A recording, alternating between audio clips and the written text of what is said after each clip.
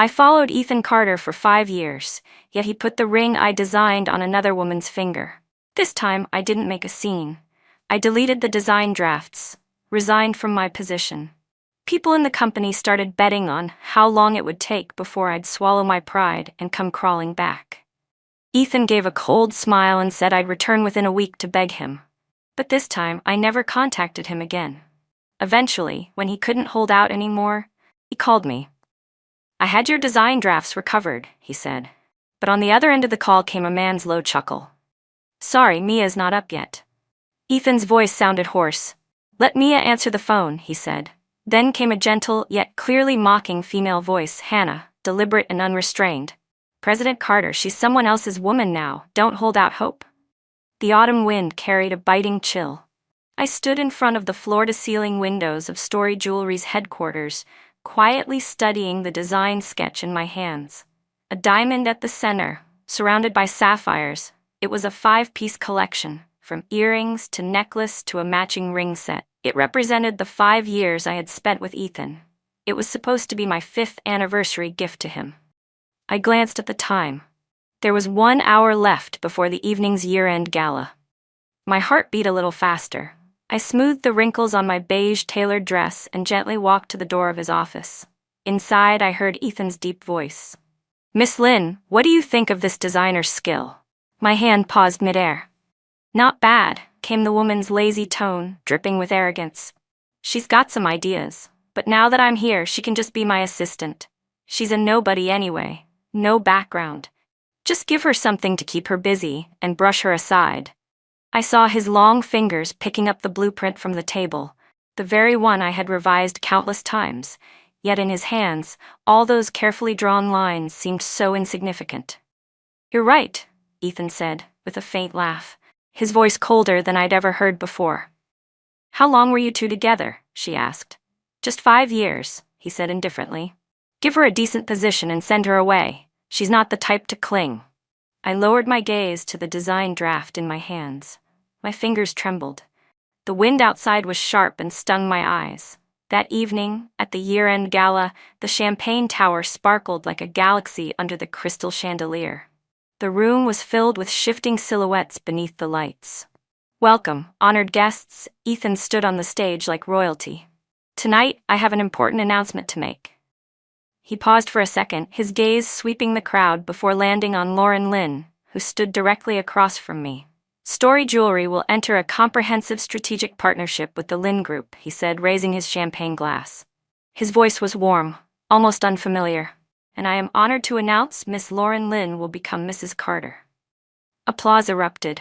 Lauren walked up beside him, retrieved a deep green tie clip from a velvet box, and said, "I had this custom made by the Paris Atelier. It suits you perfectly. The stone is an emerald I acquired in London last year. It took 3 months to hand polish. Even the crescent moon engraving on the inner edge was done by me."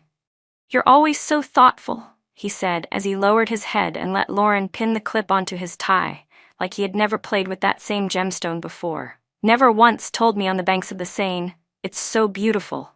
Just like your eyes. And this." Lauren raised her left hand. My pupils shrank. The diamond ring on her ring finger gleamed brilliantly under the spotlight, its design unmistakably mine. "They say this was Mia's most prized creation." Lauren turned to look at me, her innocent smile cutting deep. "I thought it'd be perfect for our engagement ceremony." Gasps and murmurs rippled through the crowd. The Lin and Carter families. What a perfect match. I heard Miss Lin graduated top of her class from the Royal Academy of Fine Arts in Brussels. Finally, Ethan found someone truly worthy of him. Of course, she's got both the background and the talent, unlike some people. The crystal lights scattered into a million shards across the floor, just like the 5 years I had spent with Ethan, shattered, meaningless. My thoughts drifted back to 5 years ago, spring of my senior year in college. The design studio was always filled with fresh lilies sent by Ethan. He came every day, bringing the most expensive art books, sitting by me while I sketched. His presence stirred up the whole campus. Everyone was talking about it, how the heir of Story Jewelry, the crown prince of a business empire, had chased after a design major for an entire year. On the day of our graduation defense, he stood outside the academic building, gifting me a sea of roses. Everyone was dying with envy. I thought being with him would be the luckiest thing to ever happen in my life. "Give me 5 years," he said, gripping my hand tightly. "Once you're firmly established as the heir, we'll get married, okay?" But 5 years later, the ring I designed became the engagement ring he gave to another woman, while I was nothing more than the shadow of a former lover he couldn't acknowledge in public.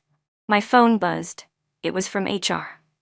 1600, room 1601. "Please bring all design drafts for handover at 9 a.m. tomorrow. You are to transfer your duties to Miss Lauren Lynn's assistant."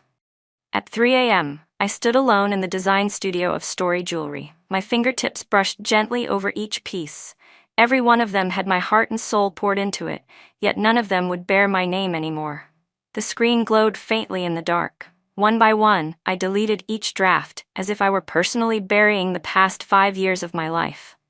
At exactly 9 a.m., I stood in front of room 1601. Through the frosted glass, I could see Lauren inside, already preparing for her interview. "I didn't expect to see you here, Mia." I turned to find Ethan standing behind me. I handed him my resignation letter. "Mr. Carter, this is my official notice." He glanced at it briefly, then paused and looked up. "You're really leaving? Miss Lynn's assistant?" I gave a quiet laugh. "Do you really think I deserve that honor, Mr. Carter?" I turned around and walked toward the elevator.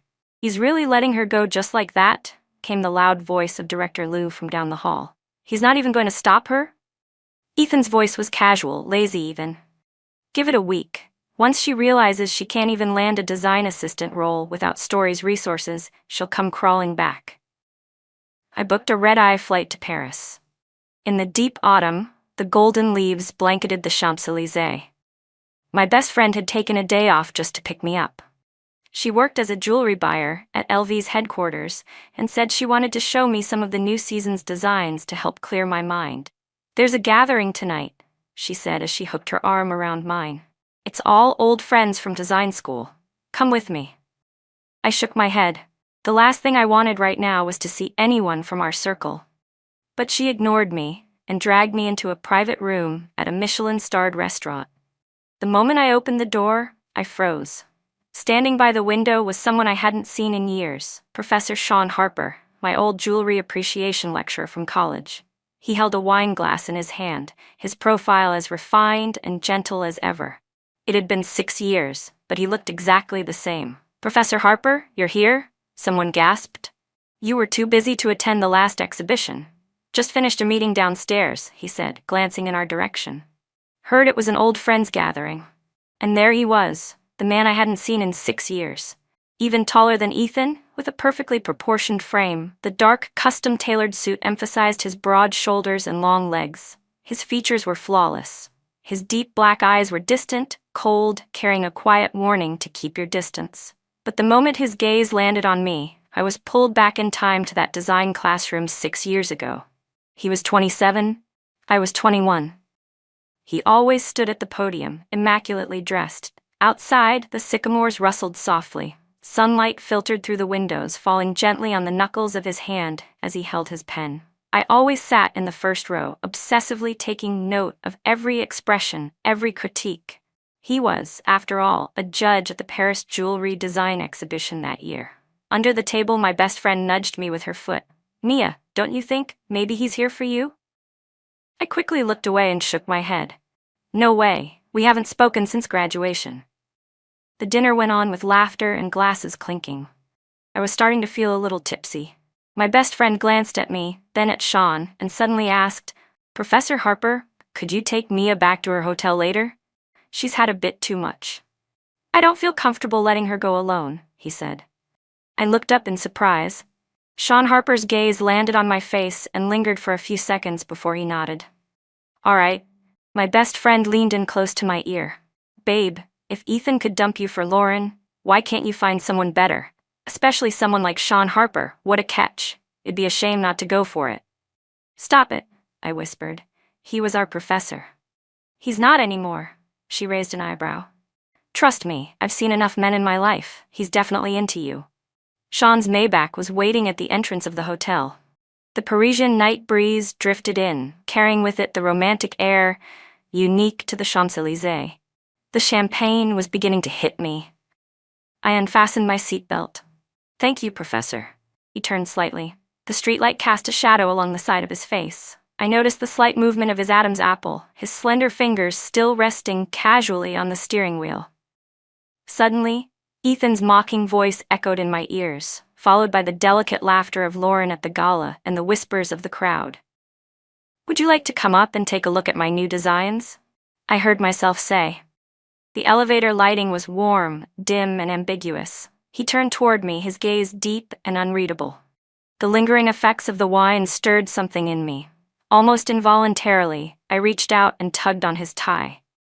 He straightened slightly, placing one hand beside my ear, pinning me gently. His cologne surrounded me, masculine and clean. Then he steadied me, as if he had been holding back for far too long, his desire forceful and burning. "Professor Harper, there are cameras here," I said between breaths. "I'm not your professor anymore," he whispered hoarsely, stopping me. His expensive blazer slipped to the floor by the doorway as he pressed me against the wall. We didn't even have time to turn on the lights. The night of Paris spilled through the floor-to-ceiling windows, outlining the elegant lines of his back and shoulders in silver moonlight. Suddenly, I remembered the charity design competition from 6 years ago. I'd stayed up for 3 days straight, completing my submission. His slender fingers had lightly touched my draft and commented, "The moonstone cut here is very innovative." I had looked up, sneaking a peek into his eyes, only to feel my heart skip a beat at the warmth in them, like polished jade. Embarrassed, I quickly looked down, trying to hide the burning flush of my ears, burying the hopeless crush I never dared to expose. Back then, I never could have imagined that one day he'd kiss me like this. I tugged gently on his tie, my voice barely a whisper, trembling. But it was like he'd lost all sense of restraint. It was madness, deeply suppressed, finally unleashed. I didn't know how much time passed. Eventually, he lifted me onto the bed. In the moonlight, I could see his shirt was completely wrinkled, a stark contrast to the meticulous man he always was.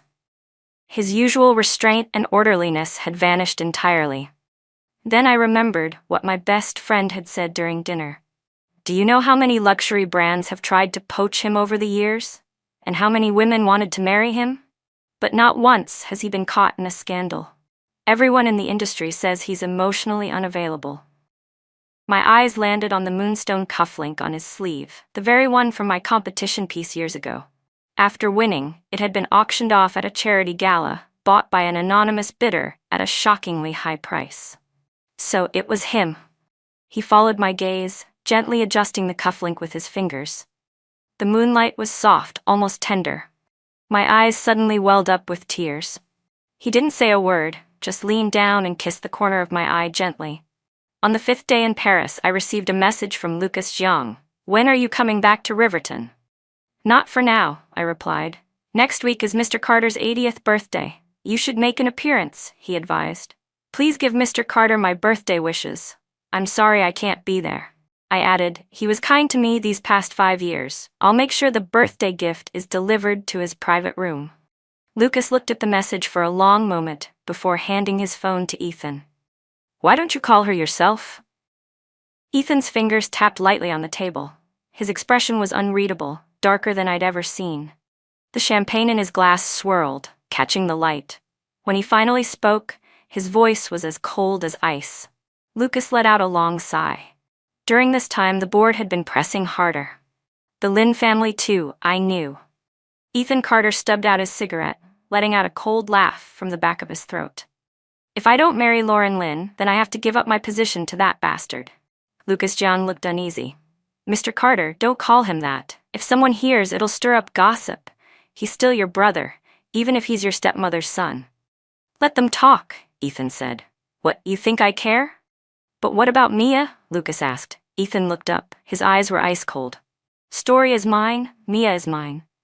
His knuckles tightened unconsciously, the joints turning pale. "You think she can really leave me?" He let out a low scoff. "It's been 5 years. She's long been used to relying on me to survive. Without Story's resources, she couldn't even land a job as an assistant. She seems serious about it this time," Lucas said. Mia's always like that, Ethan said flatly, rubbing his left thumb where a custom ring he once designed used to sit. Looks stubborn, but she can't handle being ignored. His hand slipped into his suit jacket, brushing the spot on his finger ever so lightly. And Miss Lynn, Lucas asked, even if you marry her, then what? Ethan raised his glass. Mia's a sensible girl. Once I've secured my position, I'll make it up to her with something better. Lucas hesitated, clearly wanting to say more, but Ethan had already stood up. Remember, no one is to contact her. If she wants to disappear, let her. I want to see how long she can last. The night rain in Paris had just let up. Beneath the golden dome of a Michelin 3-star restaurant, Sean Harper sat across from me. His long, graceful fingers moved elegantly as he picked out the celery from his salad with a knife and fork. Suddenly, I was reminded of that one meal back in college, the only time we ever ate in the school cafeteria. I had forgotten my meal card and happened to run into him. He sat across from me then too, just like now. At the time, everyone in the department was buzzing with rumors that he and Professor Tang Yan were dating. She was a prodigy from the Royal Academy of Fine Arts in Brussels and had won an International Jewelry Design Award at just 25. I didn't say a word throughout the whole meal. I felt my silent crush was pathetic, but he kept talking, patiently giving feedback on my most recent design assignment. I nodded absently, distracted, barely responding. Then Ethan appeared like a gust of wind, sweeping me away from that silent, one-sided crush before it could come to anything. What are you thinking about? Sean's voice pulled me back to the present. I looked up and said softly, just thinking, you're not exactly heartless either. He shook his head with a soft smile. Last time we ate together, you left all the celery on your plate. You remember that? I asked, surprised. I remember a lot of things, he said after a pause. For example, you used to love working with moonstones. You once said they looked like pools of autumn water. He lowered his gaze and carefully pushed the celery aside on his plate. Or how you'd unconsciously bite the end of your pencil when you designed. The knife in my hand paused over the steak. Those were all habits from my university days. Later, when I worked at Story, I gave up on moonstones because Ethan said they felt too cold, not commercial enough. I also broke the habit of biting pencils because it wasn't elegant. And Professor Tang? I asked casually, lifting my glass. I heard she had an exhibition in London last year. Sean's hand paused mid-motion. She got married to a Belgian jeweler. We were always just friends. He looked straight at me, his eyes clear and sincere. I took a sip of wine, unsure what to say next. The light reflected off the moonstone on his cufflink, the same gentle shimmer I remembered in his eyes when he used to look at me. I heard you've had quite a few admirers in Paris over the years, Professor Harper, I said, tilting my head to break the silence. Not really, he said softly, eyes still on mine. Work keeps me busy. Want to see my studio? He asked suddenly. It's just across the street. Paris after the rain still carried a cool, damp scent in the air. The elevator was quiet, the only sound was our breathing. The after effects of the wine began to rise slowly.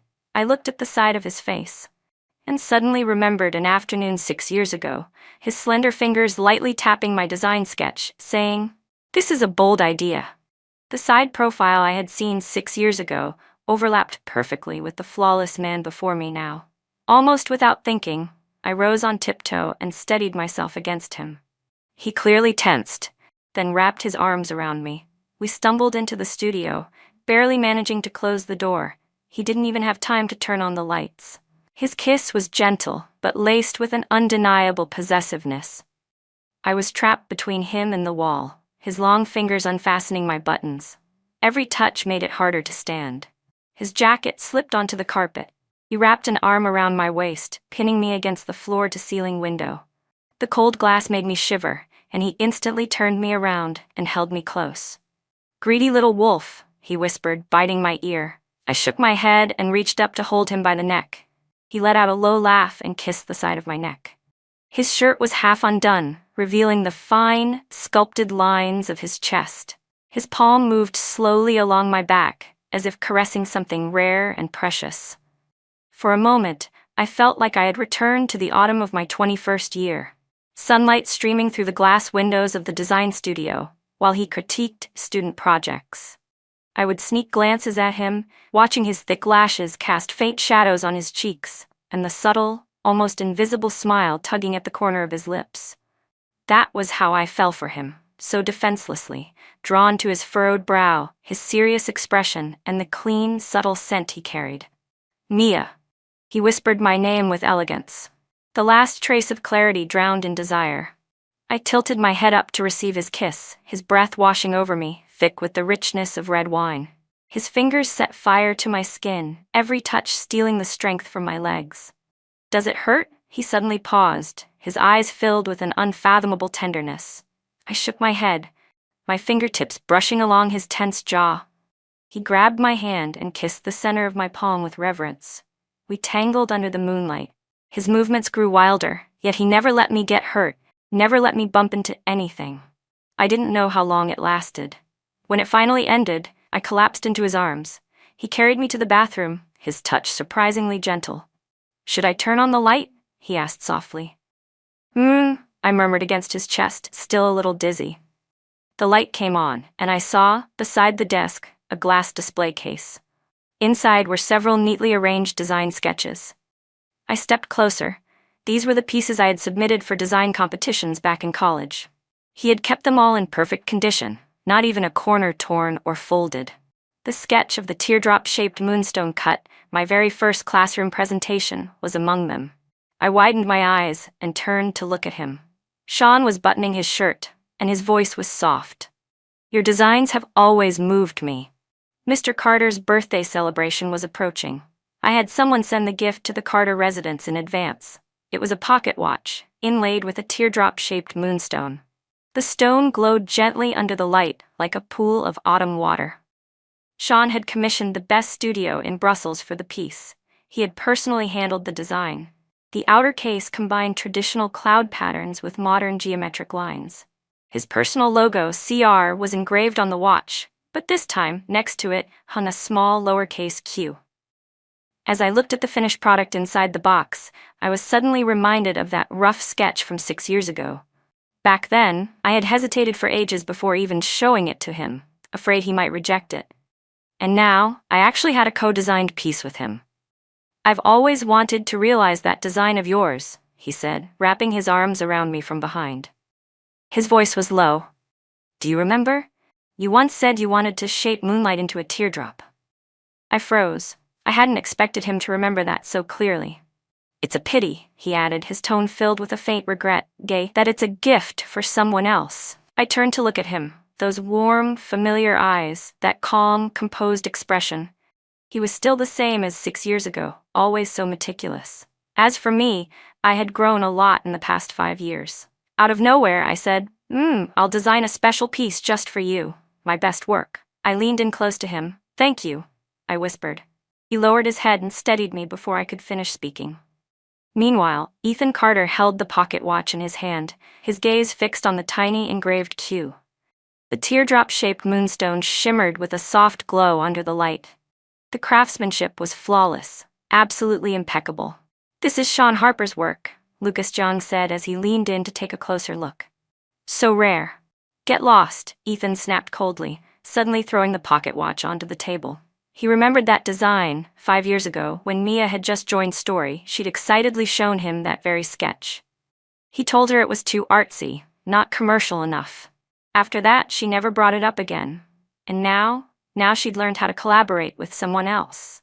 "Sir, your drink," the butler hesitated mid-sentence. Ethan ignored him and kept drinking. His eyes were locked on that Q, unwavering. Mia's signature, he knew it better than anyone. Back when she worked at Story, every single one of her drafts had her delicate handwriting at the bottom, just like her, graceful, refined. But now her signature sat right beside Sean Harper's logo. "Get out. All of you, get the hell out."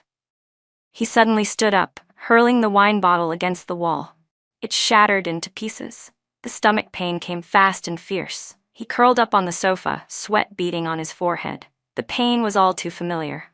Every time it hit, Mia would place her warm hand on his stomach and gently massage in circles. She would crouch beside the couch, her brows furrowed tightly, whispering complaints about how poorly he treated his health.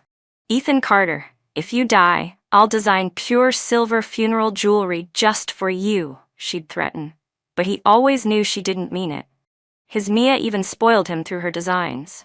If moonstones were too cold, she would switch to emerald teardrops. If he said it wasn't commercial enough, she'd go learn diamond cuts. But now that same teardrop-shaped moonstone was glowing in the light, beside someone else's name. It pierced his eyes. Mia, listen to me. Lucas's voice grew anxious. He's vomiting blood. We're taking him straight to the ER. I see, I replied calmly. He's never been this bad before. You know him best. What meds does he usually take? Whatever the doctor prescribes, that's what he should take. There was a pause on the other end. Mia? Lucas called again. Oh, right, I said brightly. Lucas, from now on, don't tell me anything about him again. The line went dead. In the hospital room, Lucas slowly turned around, regretting that he had put the call on speaker. Ethan ripped out the IV line. Get out. He roared. All of you, get the fuck out. Mr. Carter, please calm down, the nurse said, trying to restrain him. Bring me a drink. He rasped. Mr. Carter, the doctor said, I said bring me a fucking drink. Ethan. Lucas finally exploded. What the hell are you doing? Mia's gone, and this is what you choose to become. Ethan looked up at him. His eyes were bloodshot. You don't understand anything. Then tell me, Lucas shouted. What do you want? You want Mia to come back and take care of you? Then tell me what you ever gave her in return. You let her watch while you proposed to Lauren Lynn. You never gave her a title. You never gave her a name. The room fell into a dead silence. Ethan closed his eyes. Something hot slipped from the corner of his eye, but he said nothing. His fingers were still clenched tightly around the bedsheet, knuckles pale white. Sean Harper took me to a little Chinese restaurant he knew. He could tell I was homesick. Next month was the Alston Design Competition. In Paris, he served me a bowl of soup. Do you want to participate? He asked. I tasted the soup. It was a familiar flavor. I do, I replied. Of course I do. The Alston International Jewelry Design Competition, it's one of the top 3 professional contests. Then I teased, but I'll have to calculate whether I can afford another month in Paris. Stay with me, he said suddenly. I froze, my chopsticks suspended midair. Mia, he set his bowl down and looked at me seriously. Be with me. Professor Harper, don't call me that, he interrupted softly. You know I'm not pursuing you as a teacher. I lowered my eyes and stared at the rippling soup in my bowl. Is this because of Ethan Carter? He asked. How did he know about Ethan? I stiffened slightly. No, I said, but your heart's still with him. I thought about it seriously. To say that I didn't feel anything at all wouldn't be true. You can't just erase 5 years like they were nothing. Sean's fingers tensed subtly, but I continued. But those feelings, they're no longer love. I looked into his eyes. You know something? I thought I'd be devastated these past few days, that I'd lose sleep, miss him constantly, but I realized I don't really care that much anymore.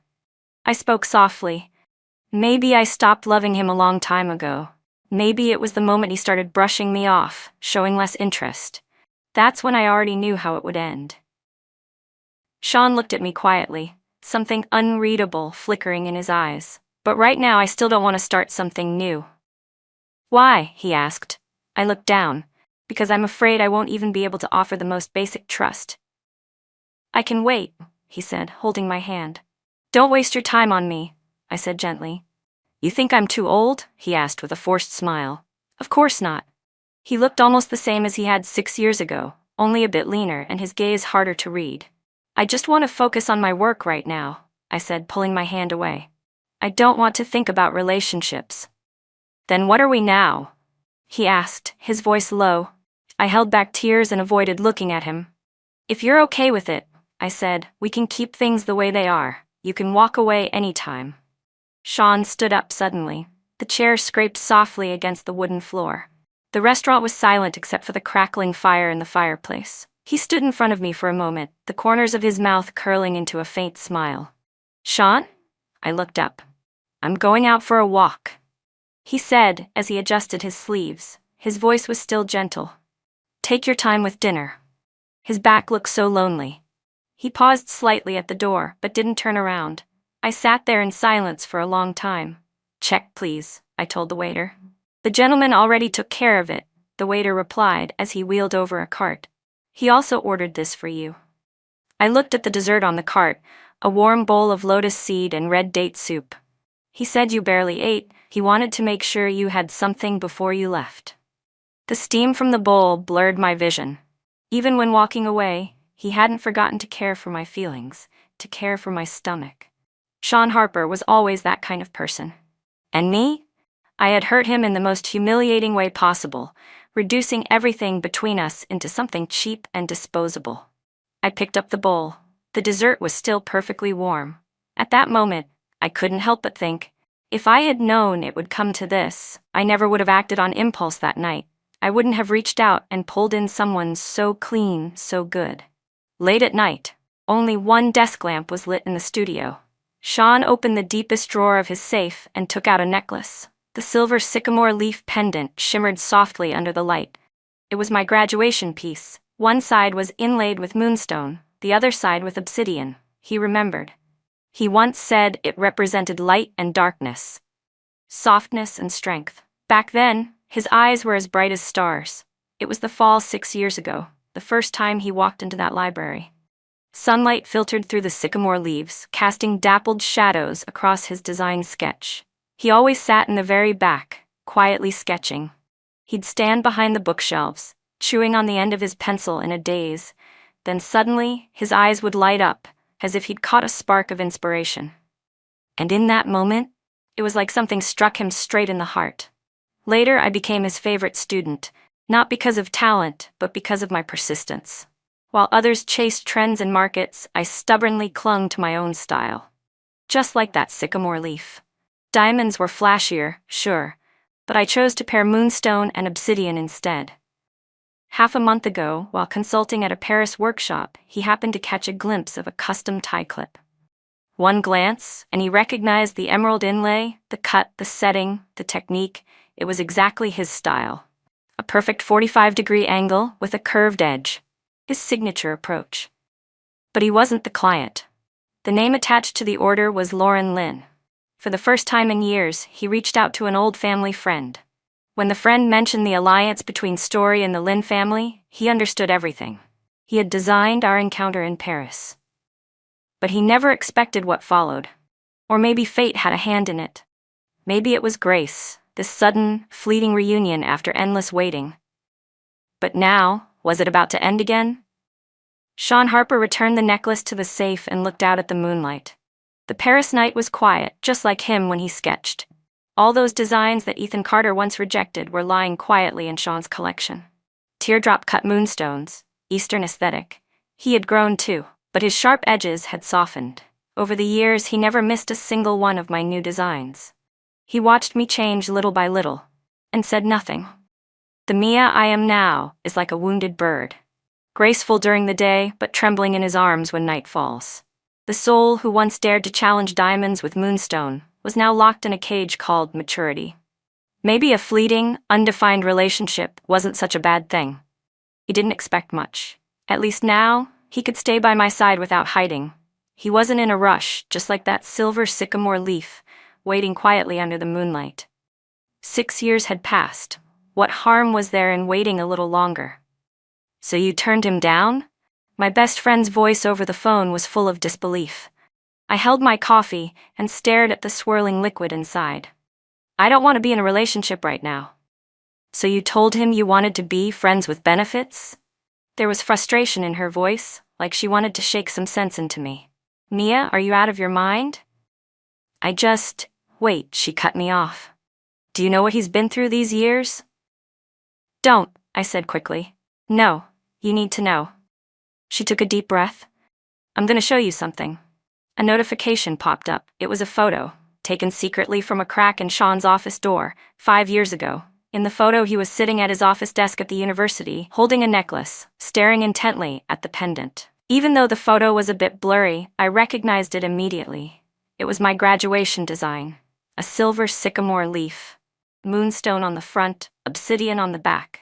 I had never told anyone that pendant's name was Secret Crush. 3,000 beams of moonlight falling upon the heart, only to sink into the night like water. I never told anyone else. During the thesis defense, I only said it represented the contrast between light and darkness, but it carried my most innocent, Secret feelings, feelings I buried myself inside the archive of my graduation project. I was going to run back and tell you that day. My best friend's voice softened over the phone. But when I rushed back to the studio, I saw Ethan Carter holding roses and hugging you. She paused. I'm sorry. This gala in Paris. It was Sean Harper who asked me to arrange it. My fingers tightened slightly around the phone, so none of it had been accidental. The kiss in the elevator, the night in the design studio, it had all been a carefully planned reunion. Only he didn't know. In that perfectly designed encounter, I had hurt him recklessly, without restraint. Mia, have you ever thought? Her voice grew even softer. That maybe, from the very beginning, you chose the wrong person? I put the phone down and looked out at the Paris night. The city still shimmered with dazzling lights, just like it had 6 years ago, from the top floor of the university library. Back then, I always kept my head down around Sean Harper. I didn't dare look him in the eye, afraid he'd see through me. I hid my secret crush in my designs, too scared to ever say it aloud. Then Ethan came along like a gust of wind, pulling me out of that quiet affection. I thought it was salvation, but maybe it was just escape. I had mistaken being moved for love, mistaken dependence for habit, and slowly I lost myself in that relationship. Even stopped using moonstones, the stone I loved most. Now I was making the same mistake all over again. But the problem in that relationship had never been me. It was that I was too timid. I would rather lock my heart away than trust love again. Looking back now, I've been a coward all these years. Because of fear, I never told Sean how I felt. Because of fear, I clung to Ethan Carter out of habit, until I lost who I was completely. And now, I wanted to hide again behind the same excuse. But that's enough. I can't live like this anymore. I lost to Ethan's manipulation. I lost to my own cowardice. But I refused to keep losing to time. I grabbed my coat and rushed out of the room. At this hour, he was probably still at the studio. The elevator was taking too long, so I turned and headed for the stairwell. But as I pushed open the door, I froze. Sean Harper was standing there, as if he had just been about to come up. We met at the landing. The stairwell lighting cast a soft glow across his face. He still looked as gentle and refined as ever, just like that very first time I saw him in the library. But now, there was something in his eyes I couldn't quite read. Mia, he said softly, I wanted to tell you. He paused. I agree. Agree? My heart tightened. I agree to keep things as they are. He looked into my eyes, his voice calm. If that's what you need, I can just be someone you turn to from time to time. I stared at him, and suddenly my eyes filled with tears. I don't agree, I said, taking a step forward. His expression shifted slightly. Let's start over, I said, lifting my gaze to meet his. Let's get to know each other again, not as student and teacher, just Mia and Sean. His eyes flickered. Then, after a moment of silence, the corners of his mouth lifted into a soft, warm smile. Mia? He stepped closer, his voice low. Congratulations on your graduation. I froze. That was the sentence he never got to say 5 years ago. I really like you, he said, his eyes locked on mine, each word deliberate. Will you let me pursue you? The stairwell lighting was dim, but it lit up the quiet depth in his eyes. Turns out, a secret crush was never a one-person show. We had just wasted all our best years hesitating. Okay, I nodded. He reached out and pulled me into his arms. This time, I didn't back away. We had 5 years to make up for. Meanwhile, Ethan Carter slammed a pearl bracelet onto the table. His voice was chilling. How could none of them be found? Miss Carter deleted them completely, one of his assistants reported, handing him a folder. Even the backups are gone. Useless, Ethan hissed, then kicked over the trash can. Not a single design draft could be missing. He spent 3 full days searching through Story's entire database, even sparing no expense to hire top data recovery experts. Those designs he had once dismissed were now stabbing at his heart like knives. Finally, after half a month, he recovered the files.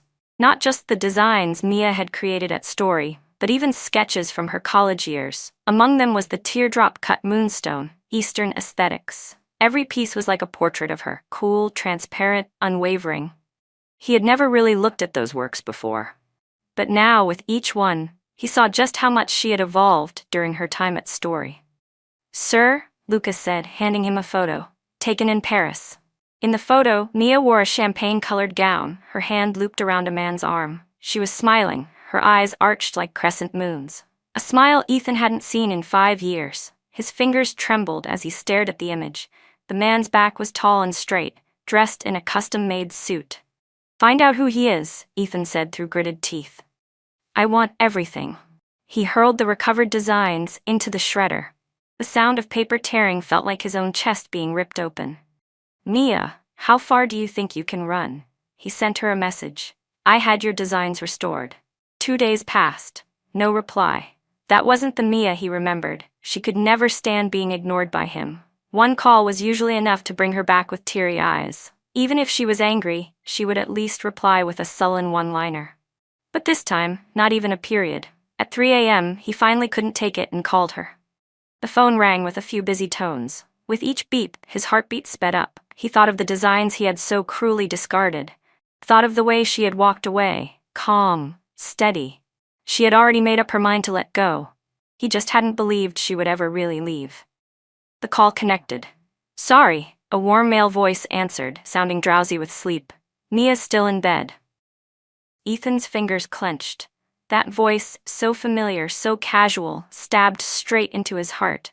No one had ever called her that so freely, and he had never allowed anyone else to call her that.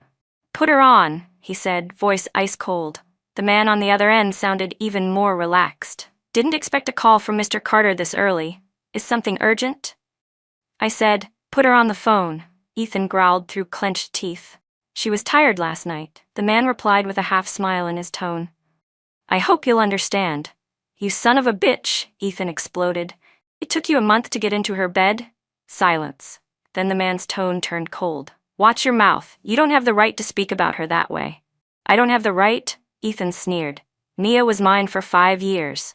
"So what?" The man cut him off. "That's over now." Ethan was stunned into silence. "She's not yours anymore," the man said flatly. "She belongs to someone else. Don't be jealous." And then the line went dead. Ethan stared at his phone. For the first time in 5 years, a feeling he'd never known gripped him tight. Panic. His grip on the phone tightened until his knuckles turned white. That voice, Mia, it echoed in his ears like a curse. Just then his assistant burst through the door. "Sir, we found him. The man with Miss Carter is Sean Harper." Ethan's head snapped up, eyes bloodshot. Sean Harper, the rising star in the jewelry design world, his most anticipated rival. The man who, 2 years ago, had nearly beaten him for one of the biggest projects of his career.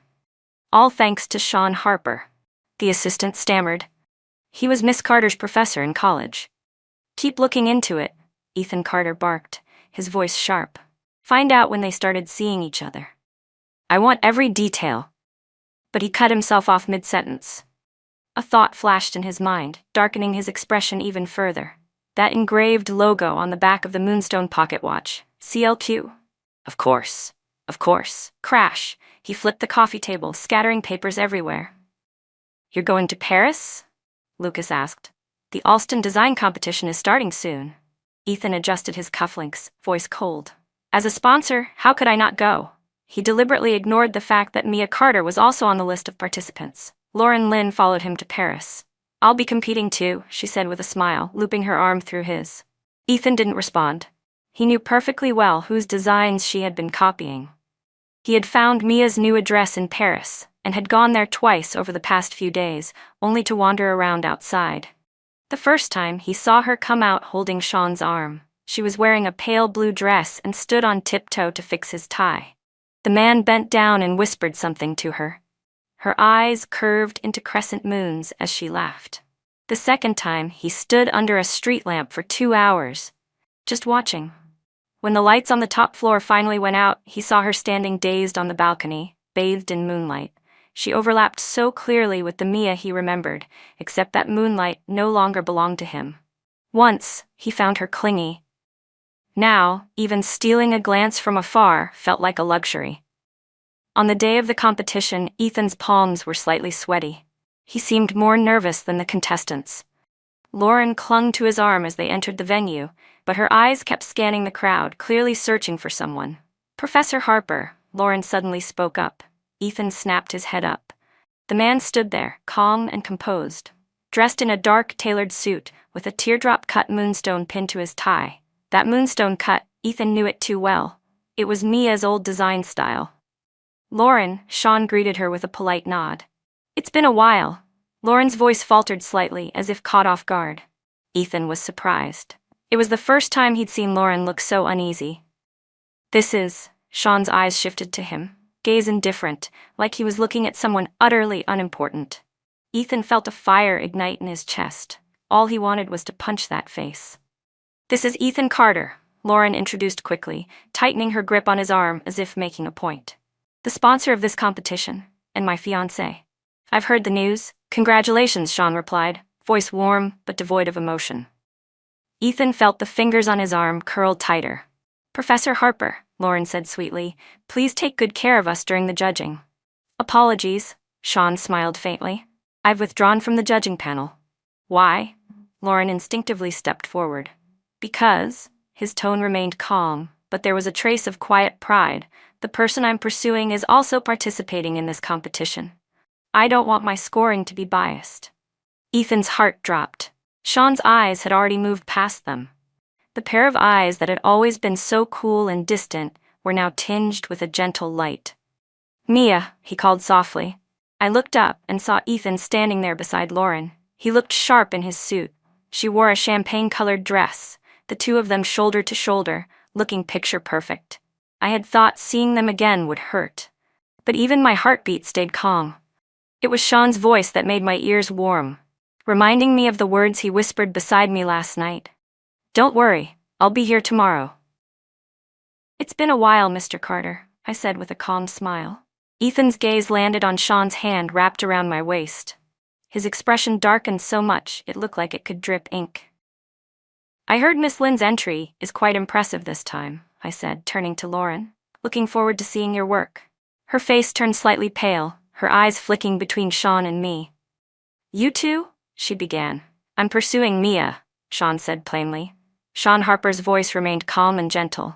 I promised to give her a chance, he said. As he spoke, he looked down at me, his gaze so focused it felt like I was the most precious thing in the world. This year's entry. Ethan Carter suddenly spoke up. Sean didn't take his eyes off me. I heard it's quite special. There's nothing special about it, I said evenly, meeting Ethan's eyes. It's made with inexpensive stones. Let me guess, Lauren Lynn sneered. Moonstone again? I saw the watch you gave Grandpa, she added. It doesn't have much commercial value. Art should never be measured by its commercial worth, Sean interjected, his tone calm but firm. Truly exceptional design reflects the designer's inner world. At the venue, Lauren stood before her display, the hem of her gown glimmering under the lights. Her necklace combined diamonds and sapphires, with the main stone cut in a striking 45-degree circular technique. I stood in the audience and suddenly smiled. That was the exact piece I'd gifted Ethan a month ago for our 5-year anniversary. Miss Lynn, could you tell us the inspiration behind this design? One of the judges asked, adjusting his glasses. I've always loved oceanic elements, Lauren responded with a graceful smile. Sapphires remind me of the purity of seawater. But your previous works leaned heavily on malachite and emeralds, another judge noted as he flipped through her portfolio. And this cutting technique has never appeared in your designs before. What inspired such a dramatic change in style? Lauren's smile faltered. Her eyes instinctively searched the crowd for Ethan, as if pleading for help. These are just some of my recent experiments, she said. The judge raised an eyebrow. It's quite a refined technique for an experiment, this particular teardrop curve and angular treatment. He flipped further through his folder, then stopped. I knew exactly what he was looking at. My signature works from the past few years, included in my contestant profile. He looked up, seemingly about to speak, but paused. Behind his gold-rimmed glasses, his eyes flicked between Ethan and Lauren. Then he quietly closed the folder. All right, he said mildly. We understand. Thank you, Miss Lynn. A very nice design. When it was my turn, I opened the velvet display case. The spotlight fell on me like a beam of cold moonlight. This is a wristwatch, I said, my voice resonating throughout the venue. Its inspiration comes from the eternal nature of time and the meaning of waiting. The screen behind me projected a live camera feed of the piece. Inside the dial, moonstone shimmered with a gentle flowing light. The outer ring, crafted from obsidian, sat quietly and modestly, The two stones reflected each other, light and dark, cold and warm. I gently turned the dial, and the moonstone caught the light with delicate brilliance. As the moon phase rotated, the obsidian shifted with it. No matter what shape the moon takes, I continued softly, the night always embraces it, protects it. One of the judges stepped closer to the stage, inspecting the piece. "This concept is very fresh," said a senior judge, adjusting his glasses, "but it's technically very challenging. A small error would ruin the entire mechanism." "Can the watch function properly?" another judge asked. I removed the slightly smaller version from my own wrist. "This is the working model." The judge held it under the light and observed carefully. As the hands moved, the moon phase shifted naturally, the interplay of light and shadow telling a quiet, ancient story. "The movement is cleverly designed," the technical judge commented as he examined the back. "To allow the moon phase to change so smoothly without affecting timekeeping precision, this requires exceptional calculation." "One last question," the judge said as he flipped through my documents. "The name of this piece is—" I took a deep breath. "Frozen Moon." A ripple went through the audience. I saw Ethan's face suddenly twist with displeasure. "Why that name?" the judge asked. "Because," I said softly, "it's a prophecy about time. The moon's phases come and go, waxing, waning, full, and crescent, but the cold night remains unchanged." I paused for a moment. Time flows forward, but waiting? Waiting is eternal. That line felt like it was meant for myself, yet also for the person in the audience who had never looked away from me. Lauren Lynn stood on the podium, holding the gold trophy in her hands, her lips curved in a perfectly rehearsed smile. The spotlight was blinding, making her slightly dizzy. It was a silent farce, understood by all. She knew the judges had seen through the truth, but out of respect for the sponsor, they didn't call her out. The trophy in her hands burned like fire, just like that suffocating summer afternoon 4 years ago. She had just returned from studying abroad when her father told her he had hired the best tutor for her. Sean Harper had walked into the art studio, framed by the backlight, tall and poised, wearing his usual gentle smile. She remembered his long, slender fingers pointing to her designs. Remembered his deep voice, explaining color theory and curvature. She used to intentionally leave small mistakes in her work, just to hear his gentle correction. "This angle could be tightened just a bit." Her heart would pound. The sunlight in the studio would fall softly across his face, and she would secretly sketch the lines of his silhouette, indulging in a teenage fantasy of romance. In front of him, she was always lively and bold, but his eyes always remained calm, distant. She had planned to confess her feelings. She even bought the most expensive watch as a gift. But that day, when she dropped her wallet in the studio, she saw a photo inside it. The photo was a little worn, as if it had been looked at many times. It showed a girl sitting in the corner of a library, head down as she sketched. Her long hair fell gently over her shoulders. Sunlight poured through the curtains, highlighting the soft curve of her cheek. She wore a simple white blouse, yet she carried a grace that was hard to define, like a pool of autumn water, still and gentle. That was the look, the one he never showed to anyone else. The tenderness she'd never seen before, he gave entirely to that girl. His expression was always cool when flipping through her designs, but when he pulled out that photo, the light in his eyes softened, like moonlight spilling across the surface of a quiet lake. In that moment, Lauren realized her crush had always been futile. All her carefully crafted smiles, all the mistakes she'd made on purpose, under the weight of that quiet gaze, they were laughable. She never thought that 4 years later she'd come face to face with that very girl, right inside the headquarters of Story Jewelry. The elevator doors opened, and she saw that familiar silhouette. The girl was still just as gentle, just as graceful, flipping through her design drafts with her head slightly bowed. Her long hair still fell softly over her shoulders. In that moment, Lauren finally understood why Sean had said her work lacked depth. Mia? The girl from the photo was named Mia. Lauren began asking around, subtly. That's when she learned Mia had been with Ethan Carter for 5 years, without ever being given a proper place in his life. Quietly, she looked through Mia's past designs. Each one was just like her, understated, refined, carrying an elusive light. Ideas that Ethan dismissed as too niche turned out to be breathtaking, enviable. Her father told her the Carter family needed support from the Lynns. She was told to marry Ethan Carter. It was supposed to be a win-win arrangement, a business deal. She didn't refuse. Maybe she thought this could be her revenge, take me as love, take her designs, make her taste heartbreak for once. That, perhaps, would be the only joy Lauren could squeeze out of a marriage she never really wanted. But who could have guessed how things would end today? Her revenge had backfired, only pushing Mia back into Sean Harper's arms. And Sean? He was still the same Sean Harper. Only now, when he looked at Mia, there was no need to hide the tenderness in his eyes. Lauren looked down at the golden trophy in her hands. It suddenly felt heavier than ever. She suddenly smiled. He had lost completely. The man who had secretly loved someone for 6 years had finally found his moonlight. And Ethan's obsession, in the end, became nothing more than a pathetic joke. The night was deep. A luxury car cruised through the streets of Paris, neon lights flashing past Lauren's delicate profile through the window, bright and dark, over and over. "Ethan," she suddenly said, her voice light. He didn't respond. His gaze remained fixed outside the window. They had been silent the entire ride, like two strangers trapped in the same cage. "You know," she gave a faint smile, "I used to think I understood what it meant to love someone. Back in that sunlit studio, during those self-righteous teenage years. But today, I finally get it." She looked at her reflection in the window.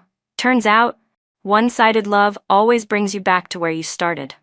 She took off her engagement ring and gently placed it on the seat between them. The diamond refracted fragments of light in the dark, just like the broken pieces of her girlish dreams. "We're both people who stayed too long in the same place," she said. "But you still have one last chance." "What do you mean?" Ethan finally spoke, his voice hoarse. "If you want her back, then get out of the car. Now." Her voice was calm. "I'll tell my father I was the one who broke off the engagement." Silence settled over the car again. The night of Paris drifted past the windows like a dream that refused to end. They sat side by side, yet felt even more distant than strangers. Sean watched as I stared blankly at the silver trophy in my hands. I shook my head. "It doesn't matter. The design was mine after all." He frowned. "The judges told me the craftsmanship and creativity of Han Yue were flawless." I knew what he was thinking. If it hadn't been for Story being the sponsor, Lauren would never have taken first place. "I went to the judges myself," I said, lifting my eyes to his. "What?" He looked stunned. "The winning piece is going to be auctioned for charity." I didn't want. I paused and gently reached for his hand, slipping the watch onto his wrist. "It belongs to you." The moonstone shimmered warmly against his skin, and the shape of his wrist looked even more elegant than usual. He lowered his head to look at the dial, and I saw a softness in his eyes that could melt into water. The hands ticked forward. With each movement, the moon phase rotated. The obsidian remained silent, guarding the moonlight beside it. "Mia," he suddenly called my name. I looked up just in time to see him take out a deep blue velvet box from his suit pocket. The box was small, but it felt like it held the weight of the world. He knelt on one knee as graceful as ever. When he opened the box, time seemed to stop. It was a ring. In the center of the ring was a platinum sycamore leaf. This time, the moonstone and obsidian were no longer on opposite sides. Instead, they were perfectly embedded together, meeting in the center of the leaf, reflecting each other like the moon sinking into the vast night sky. "I want to tell you," he said, eyes deep and unwavering. "Light and night were never meant to oppose each other. They were always meant to exist together. Just like you and me." That's when I finally understood. He hadn't just kept my designs. He understood the feelings between every line and curve. The emotions I never dared to speak aloud, he had woven them into every detail of this ring. The love I had buried as a girl, he brought it to life in the most beautiful way. "Will you marry me?" His voice was soft but so sure, so resolute, there was no room for hesitation. "Let's begin our story again, starting from this ring." I had never imagined that my reunion with Ethan Carter would happen like this. That day marked the last rain of autumn in Paris. The sky had just cleared. I walked out of the restaurant, arm in arm with Sean. I was wearing a champagne-colored dress, walking in slender heels, bathed in sunlight. The joy from the engagement still lingered on my brows and in the corners of my eyes, until I saw him standing there. Ethan's gray suit was wrinkled, his tie hung loosely around his neck, and there were red veins in his eyes, like he hadn't slept in days. The man who used to be so meticulously put together now looked so disheveled, it was almost frightening. "Mia," he called my name, voice hoarse, as if it took all the strength in his body just to say it. Sean's arm at my waist tightened protectively, gently shielding me as Ethan took a step forward. "Come home," Ethan said, his voice carrying a plea I had never heard from him before. "I've already called off the engagement with the Lin family. Let's get married, okay? I'll give you anything you want, your designs, your dreams. I'll support everything you believe in." Standing across from him, all I could think of was that end-of-year banquet, when he stood high above me like a distant moon, untouchable. And now he stood here, lowering himself, pleading with me to return. "I had a ring made by the best workshop in Switzerland," he said, pulling a velvet box from his suit pocket with shaking fingers. "You always loved teardrop cuts, didn't you? I had this made just for you. I cut him off. Ethan?" I lifted my left hand. The sycamore leaf ring shimmered with a gentle glow under the sun, the moonstone and obsidian nestled together in perfect harmony. His gaze landed on the ring. His pupils contracted. He must have recognized it. It came from my graduation design 6 years ago. Back then he had called it too artsy, not commercial enough. But Sean had turned it into the most romantic confession I'd ever received. "It's too late," I said softly. "I've already found someone who truly understands how to appreciate moonlight." His hand dropped to his side. The velvet box slipped from his fingers and landed on the ground with a dull thud. The priceless diamond ring rolled out, catching the sunlight and reflecting a sharp, dazzling brilliance. But none of that light could compare to the gentle glow of the moonstone on my finger. Sean guided me into the car, carefully smoothing the folds of my dress as I sat down. Through the rearview mirror, I saw Ethan slowly kneel on the pavement, picking up the ring that had rolled away. The autumn rain began to fall, soaking his suit. But I didn't look back. The setting sun cast a soft golden light over the Seine River. Among the glimmers of the waves, I seemed to see myself standing in the old design studio at Story. Those stifled ideas, those beliefs that had been constantly rejected, those cautious days, all of it washed clean by this fall rain. From that moment on, the name Ethan Carter would be just like the thousands of strangers walking the streets of Paris. I wouldn't force myself to forget, but it would no longer stir my heart. "Mia," Sean whispered beside me, "let's go home." I turned to look at him. The light shimmered in his eyes, just like the moonstone on my ring. I used to think love meant compromise and tolerance. But after meeting him, I finally understood. True love is about mutual admiration and unwavering protection. Just like that watch, just like this ring, the moonlight and the night exist together, creating a complete world. Some say promises are just illusions, but I choose to believe in Sean. Because, more than anything, I finally believe in myself. And that this time, my love will not be wasted.